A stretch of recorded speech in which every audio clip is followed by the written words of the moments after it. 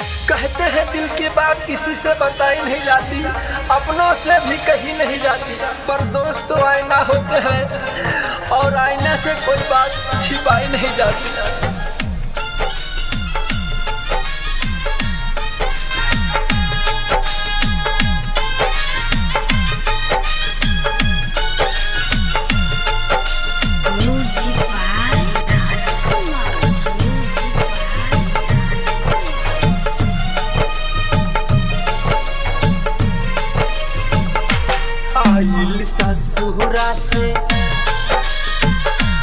आइल ससुरा से जान के खबरिया, जुदाई अब सहल न जला। कहली तोहरा बिना घाटा ता शरीरिया, जुदाई अब सहल न जला। आइल ससुरा से जान के खबरिया, जुदाई अब सहल न जला।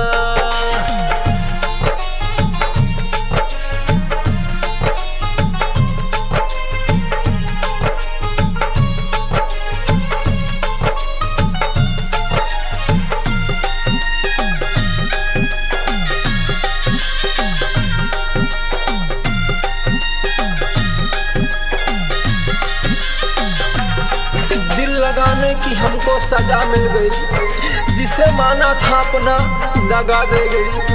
अब जिंदगी जीकर क्या करेंगे, जब जिंदगी ही मुझसे खफा हो गई।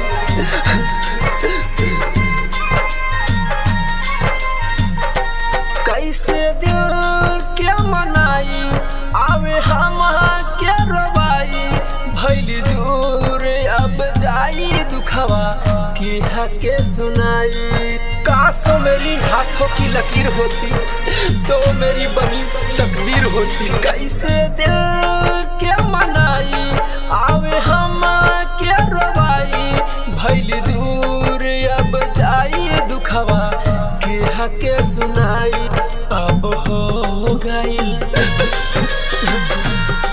अब हो गई बिरह के बवरिया, जुदाई अब सहल न जला। आइल ससुरा से जान के खबरिया, जुदाई अब सहल न जला।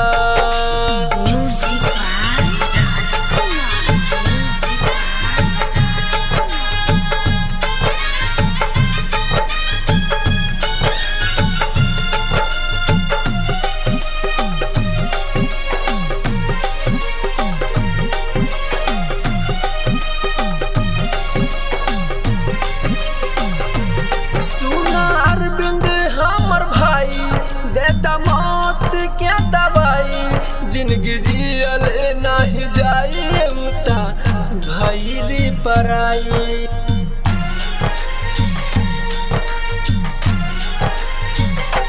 सुना लहरी हमर भाई, देता मौत क्या दवाई, जिंदगी जियल नहीं जाई, अब भइली पराई। अजय के जिंदगी में, अजय के जिंदगी में भइल बयान हरिया, जुदाई अब सहल न जला। आइल ससुरा से जान के खबरिया, जुदाई अब सहल न जला।